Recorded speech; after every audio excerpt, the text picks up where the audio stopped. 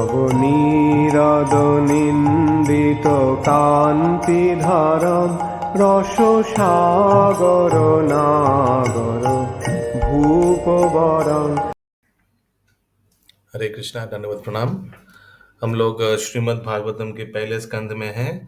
13वां अध्याय चल रहा है। आज हम लोग श्लोक संख्या 15 से कंटिन्यू करेंगे। आज हम लोग श्लोक संख्या 15 से 20 तक करेंगे।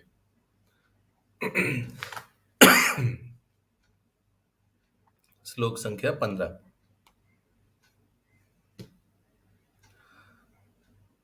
अभिबृहद् आर्यमदण्डम् अभिप्रियमादण्डम् यथावाद अघकारिषु यथावदकारिषु यवदधार शूद्रत्वम् यावत्ताशूद्रत्वम् शापाद वर्षशतं यमः शापाद्वर्षशतं यमः। यस सगनी यहाँ पे माता जी। मंडूक मुनि के द्वारा श्रापित होकर जब तक विदुर शूद्र का शरीर धारण किए थे तब तक पाप कर्म करने वालों को दंडित करने के लिए यमराज के पद पर आर्यमा कार्य करते रहे। तात्पर्य: विदुर शूद्र स्त्री के गर्भ से उत्पन्न होने के कारण अपने भाइयों धृष्टराज तथा पांडु के साथ राज्य के उत्तराधिकार से भी वंचित थे। हरे कृष्ण। तो भला थोड़ा माइक दूर रखिए। हाँ, हरे कृष्णा। तो भला वे धृष्टराज तथा महाराज युधिष्ठिर जैसे विद्वान राजाओं एवं क्षत्रियों के शिक्षक पद पर कैसे रह सकते थे? इसका पहला उत्तर यह है कि यद्यपि वे जन्म से शूद्र माने जाते थे, लेकिन चूंकि उन्होंने ऋषि मैत्रेय के आदेशानुसार आध्यात्मिक उन्नति के लिए संसार का परित्याग कर दिया था और उनसे आध्यात्मिक शिक्षा प्राप्त की थी, अतएव वे आचार्य पद को ग्रहण करने के लिए पूर्णतः सक्षम थे। श्री चैतन्य महाप्रभु के अनुसार कोई भी व्यक्ति जो दिव्य ज्ञान या इस तत्व में निपुण है, वह चाहे ब्राह्मण हो या शूद्र, गृहस्थ हो या सन्यासी, गुरु होने के लिए योग्य है। हरे कृष्ण। या कौन सा श्लोक है?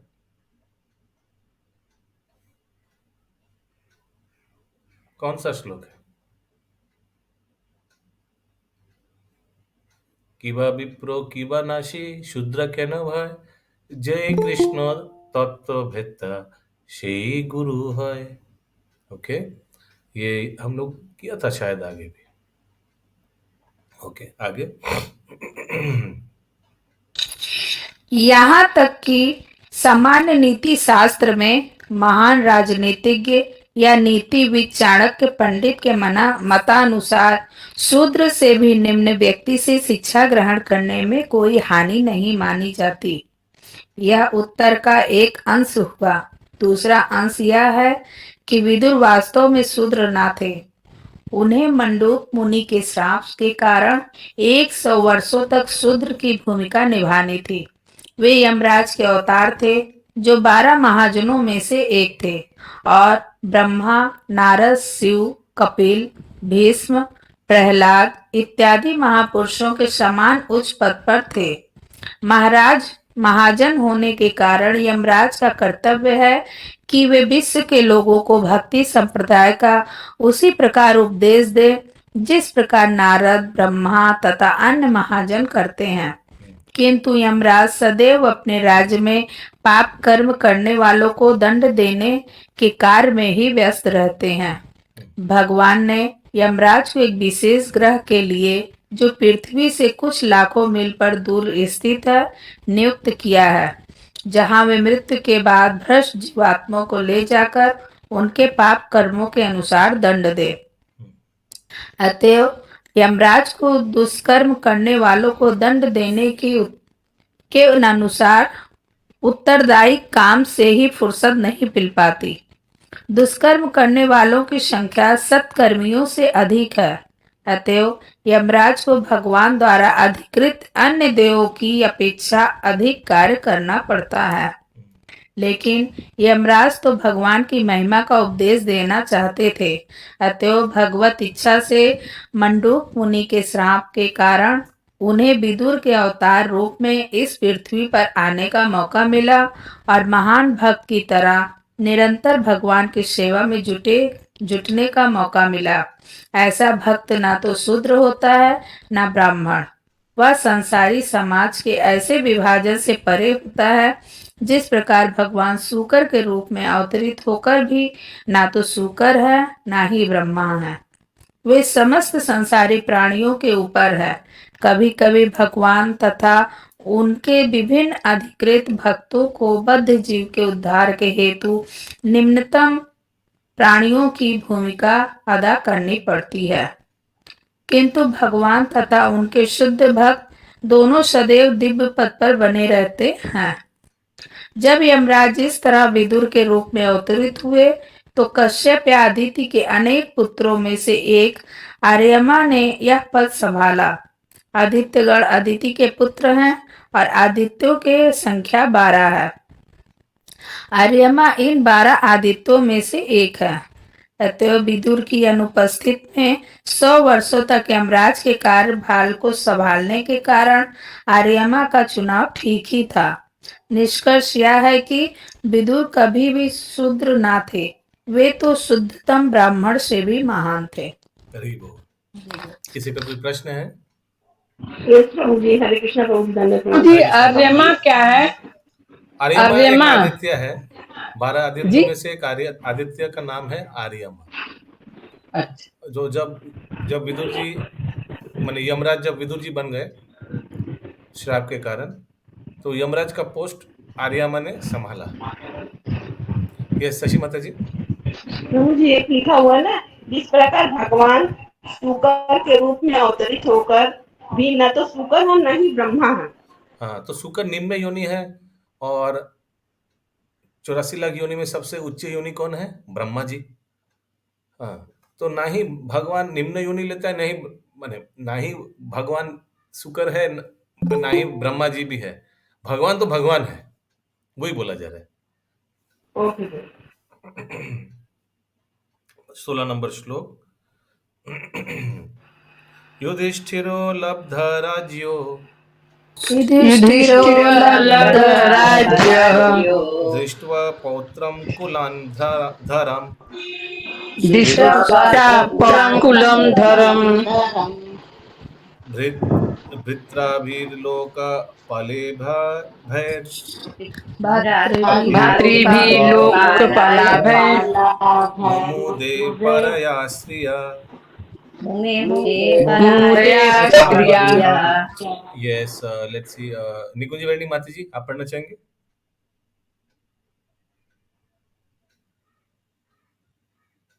विनीता माता जी।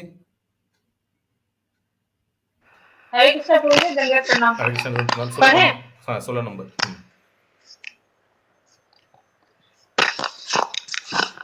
अपना राज्य वापस पाकर तथा एक ऐसे पौत्र का जन्म देखकर जो उनके परिवार की प्रशस्त परंपरा को आगे चलाने में सक्षम था, महाराज युधिष्ठिर ने शांति पूर्वक शासन चलाया और उन छोटे भाइयों के सहयोग से जो सारे के सारे कुशल प्रशासक थे, असामान्य ऐश्वर्य का भोग किया। तात्पर्य, महाराज युधिष्ठिर तथा अर्जुन दोनों ही कुरुक्षेत्र युद्ध के शुरू होने के दिन से ही अप्रसन्न थे, किंतु युद्ध में स्वजनों को मारने की अनिच्छा होते हुए भी उन्हें उसे कर्तव्य समझकर करना पड़ रहा था, क्योंकि भगवान श्री कृष्ण की परम इच्छा से इसकी योजना की गई थी। युद्ध के पश्चात महाराज युधिष्ठिर ऐसे सामूहिक संहार से दुखी थे। एक तरह पांडवों के बाद कुरुवंश को चलाने वाला कोई नहीं था। यदि एकमात्र आशा शेष थी तो वह पुत्रवधू उत्तरा के गर्भ में स्थित बालक था और उस पर भी अश्वत्थामा ने हमला कर दिया था, किंतु भगवान की कृपा से वह बालक बच गया था। अतएव सभी उपद्रवों के शांत होने पर तथा राज्य में शांति स्थापित होने पर और एकमात्र बचे हुए बालक परीक्षित को देखकर युधिष्ठिर संतुष्ट थे और सदैव क्षणिक और भ्रांत करने वाले भौतिक सुख के प्रति आकर्षण न होने पर भी मानव होने के कारण उन्हें कुछ चैन मिला था। हरे कृष्णा। हरे कृष्णा। किसी का कोई प्रश्न है? एवं गृहेषु सक्तानां एवं गृहेषु सक्तानां प्रमत्तानां तदिह प्रमत्तानां ततः अत्यक्रमात् अविज्ञात अत्यक्रामत् अविज्ञात काला परमदुस्तरः। कालः परमदुस्तरः। ये इम्पोर्टेंट श्लोक है, ये श्लोक तुम नोट कर सकते हो, वीआईपी लिख सकते हो। यस।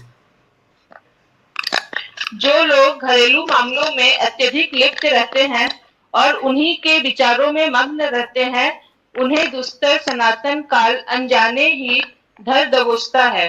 और एक बार, जो लोग घरेलू मामलों में अत्यधिक लिप्त रहते हैं और उन्हीं के विचारों में मग्न रहते हैं, उन्हें दुस्तर सनातन काल अनजाने में ही धर दबोचता है। चैट बॉक्स में सब लिखिए, सब अपने आप को रैंकिंग दीजिए, ठीक है। सरिका गोयल माता जी कि घरेलू कार्य में क्या लिखा है? घरेलू लिप्त रहता है, घरेलू कार्य, घरेलू क्या लिखा है? पुनीता माता फिर से पढ़िए। घरेलू मामलों में, हाँ, घरेलू जो मामलों लोग में। घरेलू मामलों में आप लोग कितना अत्यधिक लिप्त लिप्त हैं? रहता है। चैट बॉक्स में लिखिए। शशि माता जी 80%। ओके, सब रैंकिंग दीजिए अपने आप को। सब हंस रहा है, सब चैट बॉक्स में रैंकिंग दीजिए, कौन कितना घरेलू मामले में फंसा हुआ है। जी सारा दिन तो घर का ही काम करना पड़ता है, तो क्या करूं? नहीं, मैं तो बोल नहीं रहा हूँ खराब है अच्छा है गलत है, लिखिए फिर भी एक एक्सरसाइज हो जाएगा। अशोक प्रभु 70%, रेखा माता जी 60, वृंदा माता जी 60%, इंद्रावती माता जी 20%, हरि बोल भारती माता जी 95%, महामंदिरी माता जी 70%। ये आपका कृपा प्रभु जी 3 टाइम थोड़ा बिजी कर देते हैं, नहीं तो सारा दिन उसी में बिक जाए। हरि बोल, सब शिल प्रभुपाद की कृपा है। चंदा माता जी 90%, हरि बोल। ओके, पूनम जसवाल माता जी 90%। ओके, देखिए क्यों मैंने आगे लिखा है मालूम है? हरे कृष्णा प्रभु जी। सारा दिन तो पति को देखो, बच्चों को देखो, घर गृहस्थी करो, उसके बाद समय निकाल के भक्ति करो। एकदम ठीक है, क्या करूं? कोई गड़बड़ नहीं है, अच्छा है। लेकिन फिर भी मैं सबको ये लिखाया क्योंकि ये तात्पर्य पढ़ने के बाद कान से धुआं निकलेगा। Okay, yes. मंजू माता जी 20%, हरि बोल। यस, आगे। तात्पर्य, मैं अब सुखी हूँ, अब सब कुछ ठीक ठाक है, मेरे पास बैंक में प्रचुर धन है, अब मैं अपने लड़कों को काफी जागीर दे सकता हूँ। कौन बोल रहा है? अब मैं कौन बोल रहा है? प्रभु जी युधिष्ठिर बोल रहे हैं, परीक्षित महाराज के लिए। शील प्रभुपाद बोल रहे हैं, ये शील प्रभुपाद बोल रहे हैं, ठीक है। फिर से पढ़िए माता जी। मैं अब सुखी हूँ, अब सब कुछ ठीक ठाक है, मेरे पास बैंक में प्रचुर धन है, अब मैं अपने लड़कों को काफी जागीर दे सकता हूँ, अब मैं सफल हूँ। ये भिखारी सन्यासी ईश्वर पर आश्रित तो रहते हैं, किंतु वे मेरे सामने हाथ फैलाने आते हैं, अतएव मैं परमेश्वर से भी बढ़कर हूँ। ये कुछ विचार हैं जो उन सॉरी ये प्रभुपाद जी का नहीं है, ये कोई भौतिक प्रभु जी युधिष्ठिर जी बोल रहे हैं परीक्षित महाराज के लिए ना? नहीं, ये एक भौतिक प्रभुपाद जी लिखे हैं और गृहस्थ लोग के बारे में, गृहस्थ लोग के बारे में, कोई भौतिक व्यक्ति के बारे में, ठीक है। अपने बारे में नहीं बोल रहे प्रभुपाद जी। यस, आगे।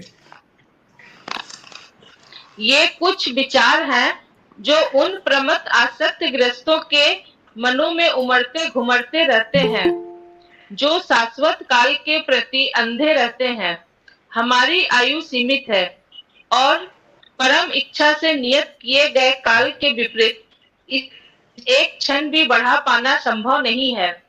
मनुष्यों के लिए ऐसा समय अत्यंत मूल्यवान है और इसे सतर्कता से बिताया जाना चाहिए, क्योंकि अदृश्य रूप से बीते एक क्षण को कठिन कमाई से संग्रह किए गए हजारों सोने के सिक्कों से भी बदला नहीं जा सकता। हरे कृष्णा प्रभु जी। यस माता जी। हरे कृष्णा। ये अदृश्य क्षण रूप से बीते एक क्षण का क्या मतलब हुआ? एज इन पता नहीं चलता ना, एक क्षण चला गया, अदृश्य हो गया, तुरंत गायब, वापस नहीं आ सकता है। जो समय बीत गया वो वापस नहीं आ अदृश्य सकता, जैसा। उसे सोना से भी खरीदा नहीं जा सकता। ओके। मानव जीवन का प्रत्येक क्षण अत्यंत जीवन की समस्याओं को हल करने के निमित्त अर्थात बारंबार जन्म मृत्यु एवं 84 लाख योनियों में भटकते रहने से छुटकारा पाने के लिए है। यह भौतिक शरीर जो जन्म तथा मृत्यु, रोग तथा बुढ़ापे से ग्रस्त होता रहता है, जीव के समस्त कष्टों की जड़ है। अन्यथा जीव तो शाश्वत है, न तो वह कभी जन्मता है न कभी मरता है। मूर्ख लोग इस समस्या को भूल जाते हैं। इन्हें इसका पता ही नहीं रहता कि जीवन की समस्याओं को किस तरह हल किया जाए। उल्टे वे क्षणिक पारिवारिक झंझटों में उलझे रहते हैं और उनकी समझ में यह नहीं आता कि शाश्वत समय अदृश्य रूप से बीतता बीतता जा रहा है। उनकी सीमित आयु हर क्षण घटती जा रही है और जन्म मृत्यु एवं रोग तथा बुढ़ापे के चक्कर की सबसे बड़ी समस्या ज्यों की त्यों बनी रहती है। यही भ्रम कहलाता है। किंतु जो व्यक्ति भगवान की भक्तिमय सेवा के प्रति जागरूक रहता है, उस पर यह भ्रम प्रभाव नहीं डाल सकता। युधिष्ठिर महाराज तथा उनके भाई पांडव सभी भगवान श्री कृष्ण की सेवा में लगे रहते थे और उन्हें इस भौतिक जगत के मायावी सुख के प्रति तनिक भी आकर्षण न था। जैसा कि हम पहले बता चुके हैं, महाराज युधिष्ठिर भगवान मुकुंद की सेवा में अचल थे, अतएव उन्हें स्वर्ग में उपलब्ध जीवन के सुख का भी आकर्षण न था, क्योंकि ब्रह्मलोक तक में उपलब्ध सुख क्षणिक तथा भ्रामक होता है। चूंकि जीव शाश्वत है, अतएव वह भगवान के नियत धाम में ही सुखी रह सकता है, जहाँ से बारंबार जन्म मृत्यु, रोग तथा बुढ़ापे के इस भूभाग में कोई नहीं लौटता। अतः ऐसा कोई भी सुख या भौतिक सुविधा जो शाश्वत जीवन प्रदान नहीं कर सकती, शाश्वत जीव के लिए भ्रम ही है। जो इस तथ्य को समझ लेता है वह विद्वान है, और ऐसा विद्वान व्यक्ति ब्रह्म सुखम के नाम से विख्यात वांछित लक्ष्य को प्राप्त करने के लिए किसी भी भौतिक सुख का बलिदान कर सकता है। इस सुख के लिए वास्तविक योगी तथा लालायित रहते हैं। वास्तविक योगी तक ललायित रहते हैं, और जिस तरह भूखा व्यक्ति भोजन के बिना अन्य समस्त सुख सुविधाओं से सुखी नहीं बनाया जा सकता, उसी प्रकार जिसे आध्यात्मिक परम सुख की भूख है, उसे कितना ही भौतिक सुख क्यों न प्राप्त हो, किंतु इसकी यह भूख बुझती नहीं। अतएव इस श्लोक में वर्णित उपदेश को महाराज युधिष्ठिर पर या उनके भाइयों तथा माता पर लागू नहीं किया जा सकता। यह धृतराष्ट्र जैसे व्यक्तियों के लिए है, जिन्हें शिक्षा देने के लिए विदुर विशेष रूप से आए। हरे कृष्ण। हरे कृष्ण। विदुरस्तदभिप्रेत्य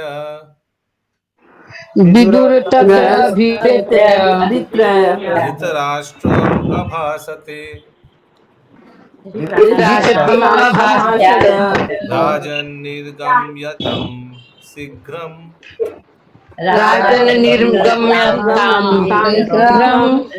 पश्यतां भयमागतम्।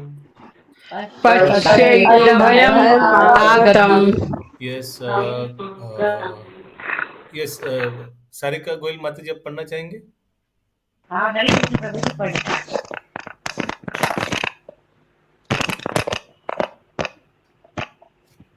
महात्मा विदुर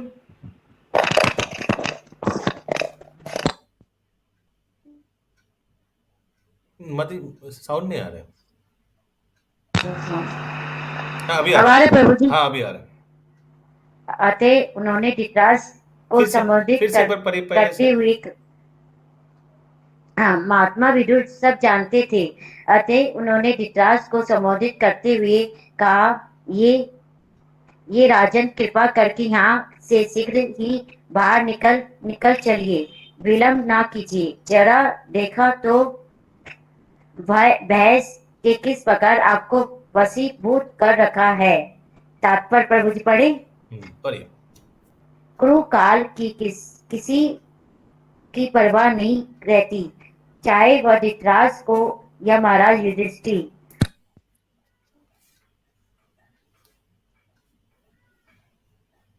माता जी साउंड बंद हो गया फिर से। अब आ रहे प्रभु जी। हाँ अभी आ रहा है कुछ वो उसको हाँ। डरा ही मत, वो लूज कनेक्शन है। फिर से तात्पर्य पहले से पढ़िए। अच्छा प्रभु जी।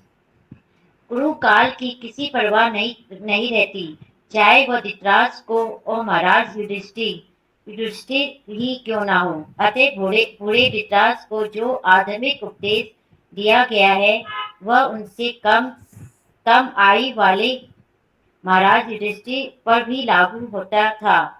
एक तरह से राजमहल का प्रत्येक व्यक्ति राजा तथा उनके भाइयों एवं माता सहित विदुर के भाषणों को ध्यान से सुन रहा था, किंतु विदुर को ज्ञात था कि उनके उपदेश विशेष धृतराष्ट्र के ही निमित्त है, क्योंकि वे अत्यधिक भौतिकवादी थे।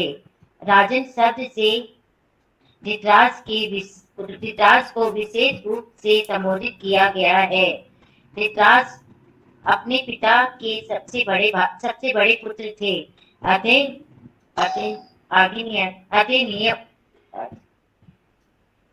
नियम के अनुसार उन्हें हस्तिनापुर के सिंहासन पर आरूढ़ होना था, किंतु जनमत होने के कारण वे अपने अनुचित अधिकार से अयोग्य मान लिए गए थे।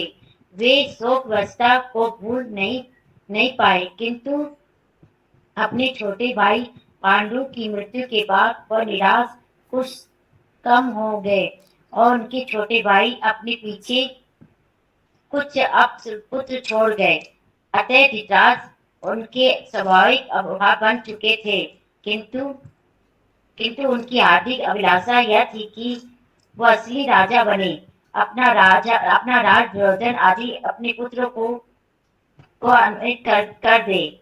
इस राजसी महत्वाकांक्षा को लेकर धृतराष्ट्र राजा बनना चाह रहे थे। अतः वे अपनी साले शकुनी की सलाह से सभी प्रकार की षड्यंत्र रच रहे थे, किंतु भगवान की इच्छा से सारी योजना असफल रही।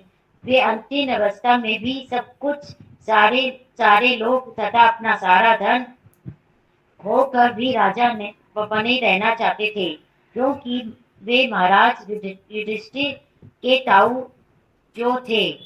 अपना कर्तव्य समझकर महाराज युधिष्ठिर ने धृतराष्ट्र को राष्ट्रीय प्रतिष्ठा को बनाए रखा और धृतराष्ट्र को सुखपूर्वक राजा बने रहने अथवा महाराज युधिष्ठिर के राजसी ताऊ होने में भ्रम में अपने गिने दिन काट रहे थे।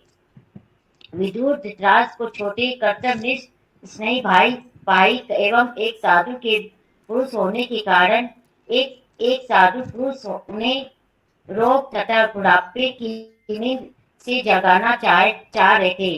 अतः उन्होंने व्यंग्यपूर्वक धृतराष्ट्र को राजन कहकर संबोधित किया, जबकि वास्तव में वे राजा ही थे ही नहीं। हर व्यक्ति सनातन काल का दास है, अतः कोई भी भौतिक जगत में राजा नहीं हो सकता। राजा का अर्थ यह है जो वह आज्ञा दे सके, आगे दे सके। एक सुप्रसिद्ध अंग्रेज राजकाल तथा ज्वार भाटा को आदेश देना चाहता था, किंतु काल तथा ज्वार भाटा ने उनकी आज्ञा पालन करने को इनकार कर दिया।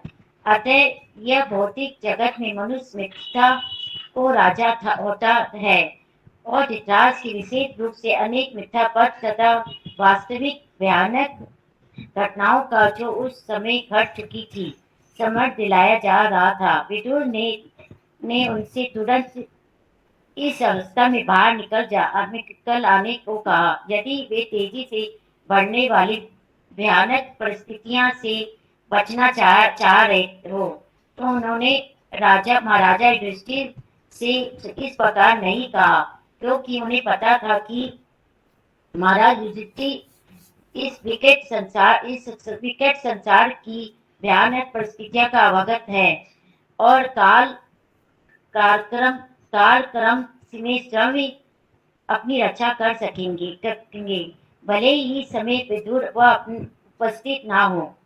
हरे कृष्णा प्रभु जी। हरे कृष्णा। यस, किसी का कोई प्रश्न है? कोई उस कहावत, इंग्लिश कहावत का किसी को मालूम है? टाइड वाला, time and tide. For none. हाँ, वेट्स फॉर नन, करेक्ट।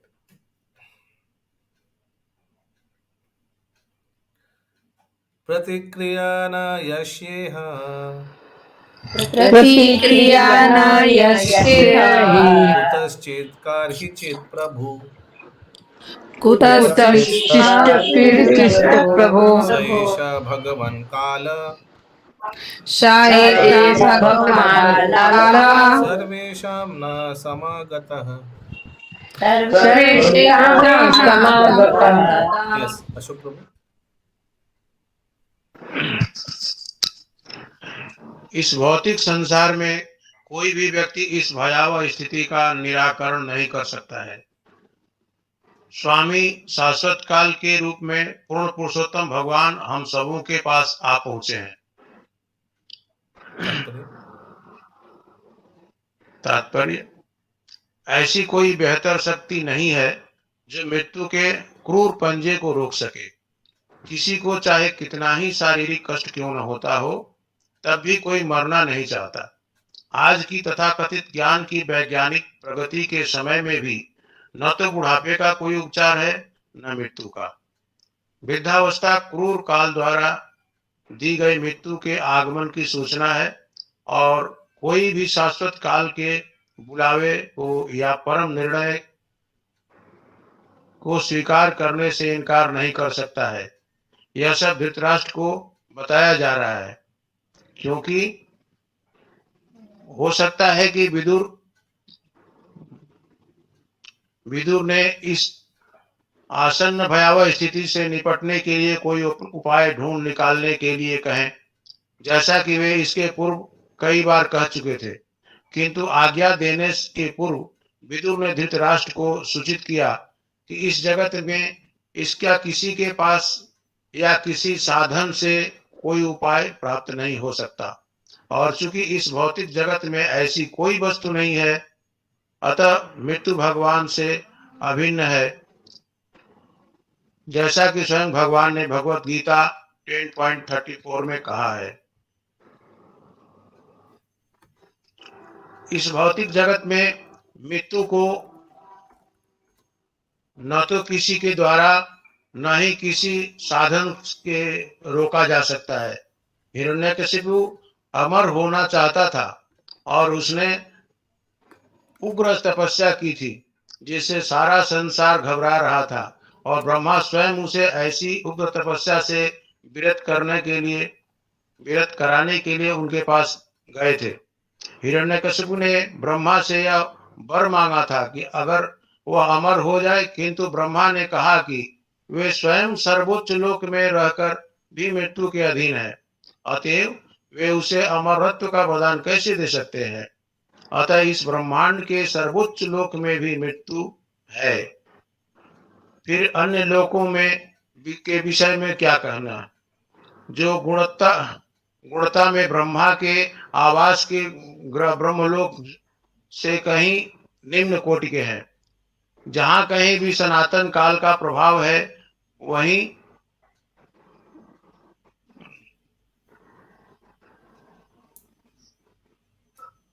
बताइए, थोड़ा नीचे करिए, वहीं जन्म, रोग, बुढ़ापा तथा मृत्यु, इन कष्टों की श्रृंखला का अस्तित्व है, और ये सारे अपराजेय हैं। Hare Krishna. Hare Krishna, thank you. Yes, any question? Hare Krishna प्रभु जी। यस माता जी।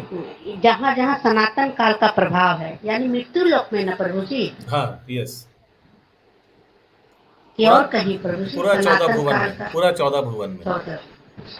14 भुवन में मृत्यु जरा हाँ, व्याधि थोड़ा सब ये हम लोग को समझना पड़ेगा कि जैसे मृत्यु लोक में, यानी हम लोग जहाँ रहते हैं पृथ्वी लोक में मृत्यु होता है, ये ब्रह्म लोक, ये स्वर्ग लोक, यहाँ मृत्यु जैसा नहीं होता, यहाँ पतन होता है।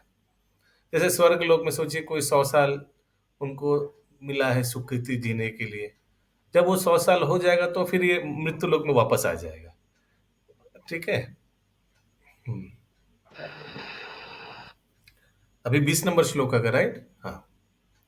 येन चैव विपन्नोऽयम् येन चैवेभिपन्ययम् प्राणे प्रियतमेरपि प्राणेन मे अपि जनः साध्यो विद्युजेत जनः सद्य विद्युजेत किम उतान्यैर्धनाधिभिः। किम उत अन्य अधन अधिभि। यस, बिंदु देवी माता जी आप पढ़ना चाहेंगे? हाँ प्रभु जी। हरे कृष्णा प्रभु जी। हरे कृष्णा। ये सुनाई दे रहा है, पढ़िए माता जी। जो भी सर्वोपरि काल काल के प्रभाव में है, उसे अपना सबसे प्रिय जीवन काल को अर्पित करना पड़ता है। अन्य वस्तुओं तथा यथा धन, सम्मान, सनातन भूमि तथा घर का तो कुछ कहना ही नहीं। तत्पर एक महान भारतीय वैज्ञानिक जो आयोजन करने के कार्य में व्यस्त रहता था, जब योजना आयोग की एक अत्यंत महत्वपूर्ण बैठक में भाग लेने जा रहा था तो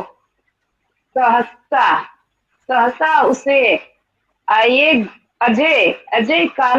अजय काल का बुलावा आ गया और उसे अपना जीवन पत्नी, बच्चे, घर, भूमि, धन इत्यादि सब कुछ त्यागना पड़ा।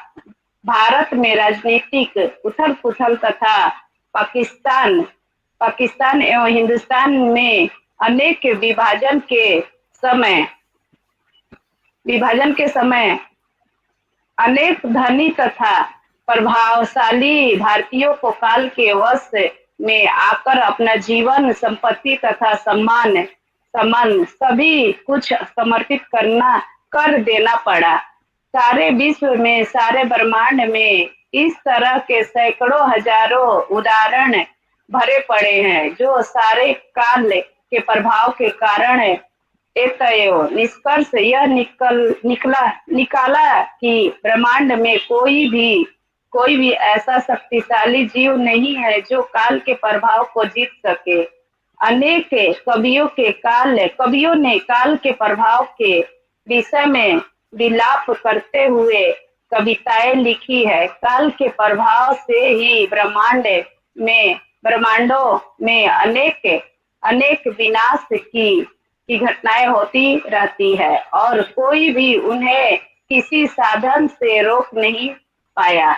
यहाँ तक कि हमारे हर रोज के जीवन में ऐसी अनेक बातें घटती रहती है जिसमें हमारा वश नहीं चलता और हमें उन्हें सहना पड़ता है। उनका कोई निवारक उपाय नहीं होता। यही काल का परिणाम है। हरे कृष्ण।